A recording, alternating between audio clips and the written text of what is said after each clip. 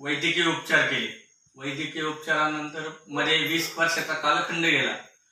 साधारणतः 3 महिन्यापूर्वी गौरी सदाकाळ यांच्या माध्यमातून अमृत ज्यूसची माहिती मला मिळाली.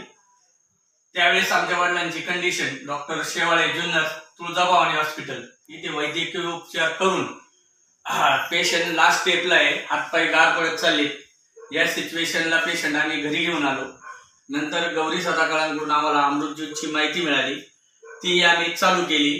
अमृत ज्यूस सकाळी 15 ml आणि संध्याकाळी 15 ml चालू केली. त्याच्यानंतर आम्हाला साधारणतः 3ऱ्या बॉटलला, कारण आमचा 2000 सालचा आजार असल्यामुळे रिझल्ट यायला 3 बॉटल देईपर्यंत रिझल्टची वाट पाहावी लागली.